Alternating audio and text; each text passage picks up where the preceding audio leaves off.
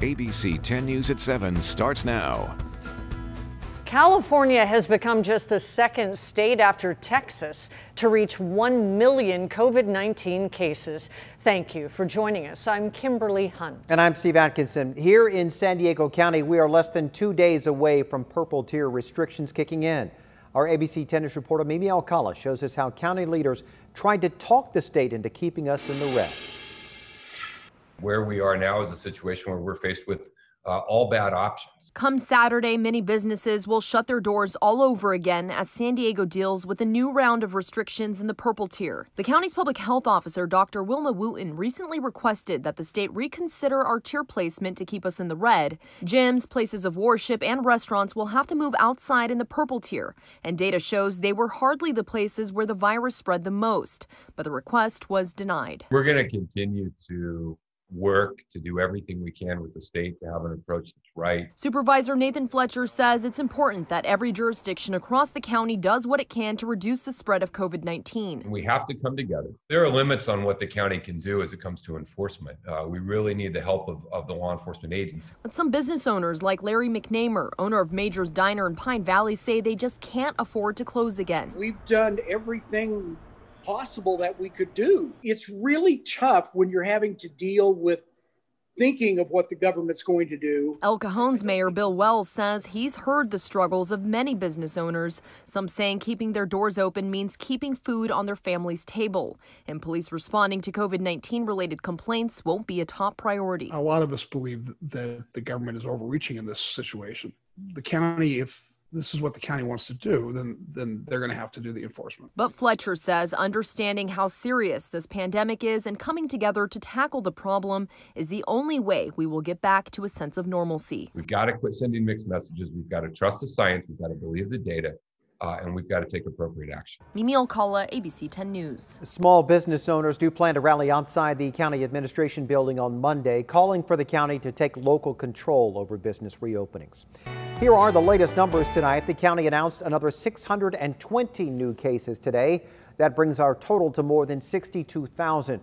There were no new deaths reported today, so that number remains at 918. Another local school is shutting down in-person learning. Pioneer School in Escondido is suspending on-campus activities for the rest of the month after 3 people tested positive for COVID. In-person learning is set to resume December 1st. A passenger is tested positive for coronavirus on one of the first Caribbean cruises to set sail since the pandemic started.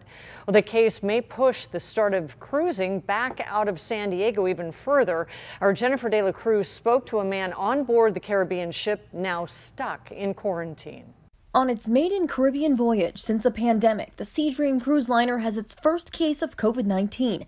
Travel writer Gene Sloan for The Points Guy is on that ship, now stuck in his stateroom. They are going right now cabin to cabin and testing everybody on board. The ship with 53 passengers and 66 crew set sail from Barbados Saturday. Sloan says everyone got tested before getting on board, and the trip was going well, until the captain made this announcement Wednesday.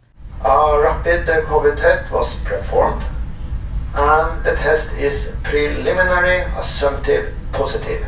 The CDC's no-sail order for ships in the U.S. expired October 30th. New guidance requires cruise lines to demonstrate widespread testing, isolation plans, and mock voyages before being allowed to set sail. The CDC says that process could take several months.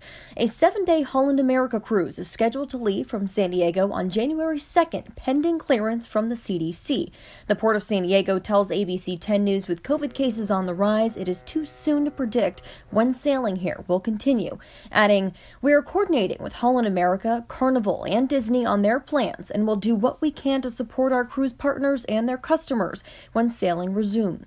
During our interview with Sloan Thursday morning, this happened. No, they're at my door. This could be a scoop. I think I'm about to get tested. I'm going to get tested now, so I better go away. Sloan says he's tested negative so far, and this trip won't keep him from sailing again. Cruising can be done in this era. I think it's really unfortunate that this happened on the very first trip because this may be a fluke. The next 10 trips may be fine. Jennifer Dela Cruz, ABC 10 News. 24-Hour Fitness is scrambling to move its operations outside where possible. 7 of their San Diego locations will have machines outside, including one off Balboa.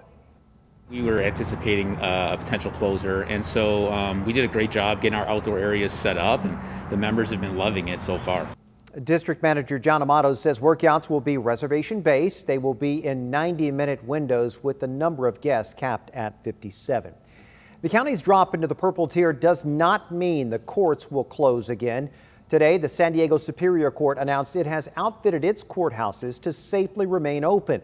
That includes temperature screenings, increased cleaning, social distancing, and mask requirements. Anyone who receives a jury summons is encouraged to report as directed. Volunteers will be in the South Bay this weekend passing out emergency COVID kits to the Latino community. ABC 10 News was there when they assembled the kits last month. They include masks, disinfectants, thermometers, sanitizers, and other items. Latinos are dying of coronavirus at twice the rate of the general population. So this weekend, the San Diego Latino Health Coalition will pass out the kits in areas with large Latino populations. And you can stay on top of new developments with coronavirus by downloading the 10 News app. A free version is available in the App Store. Your voice, your vote. Joel Anderson is extending his narrow lead over Steve Voss in the District 2 supervisor race. After today's count, Anderson is now ahead by 135 votes. Anderson has been gaining with every update. The next one will be tomorrow after 5. As states continue to count votes, one thing is clear. The pre-election polls were off. Pollsters underestimated support for President Trump even more than they did back in 2016. ABC 10 News anchor Derek Stahl goes in depth to explain what went wrong. Heading into Election Day 2020, Joe Biden led Donald Trump by an average of 8.4% in the national polls. We won't know until all the votes are counted, but it looks like Trump's support nationally was underestimated by about 3.5% or more. That's wider than the miss in 2016, when the national polls underestimated Trump's support by 1.1%. Polling emerged from 2016 with a black eye. This is fair to say a second black eye in 2020. Jay Levy is with the polling firm Survey USA. He says the industry thought it had corrected its mistakes from 2016. In 2016, we know, for example, that pollsters didn't necessarily weight by education in order to make themselves or their samples representative. And so they fixed that. But state polls show those fixes didn't work. In Ohio, there was a nearly 8-point miss. In Wisconsin, a nearly 10-point miss. And in Florida, the polls missed by 5 and incorrectly showed Joe Biden in the lead. While pollsters attempted to correct for the mistakes that they made in 2016, President Trump was busy hammering home a narrative that, number one, the media is the enemy of the people, and number two, polls are fake polls. That lack of trust, he says, likely caused Trump supporters to ignore pollsters at a greater rate across the board, meaning they were often undercounted in surveys.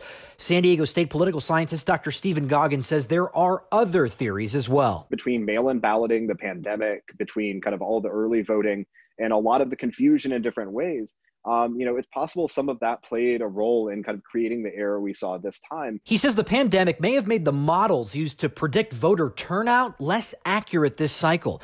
There's also some early data showing once the pandemic hit, Democrats started responding to surveys more frequently, something that could have shifted the poll numbers. There also may have been issues polling certain demographic groups like seniors and Latinos that underestimated Trump's support. Many of these errors are fixable, right, when they find out kind of what exactly went wrong. And you can still get kind of high quality samples. Pollsters are planning to do detailed autopsies on the election once they have final turnout data and results by precinct. Only once we get to a point in the future where everyone's voice can be included equally will polling right itself, and then it may be much more accurate than it ever was in the past. Levy says there's plenty of reason for optimism because cell phones and new technology allow for faster polling results than ever before once they calibrate out a few kinks. Derek Stahl, ABC 10 News. And ABC 10 News used Survey USA to poll 11 races in our county this election cycle. The final polls accurately predicted the winner every time. although the margins weren't perfect.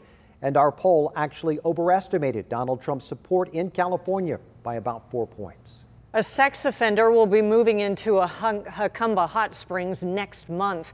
Deputies went door to door today, letting neighbors know that Joseph Baclet will be released December 1st. He will be put in a home along Old Highway 80 under the supervision of Liberty Healthcare. Baclet served time in prison for molesting children from 1976 to 2000.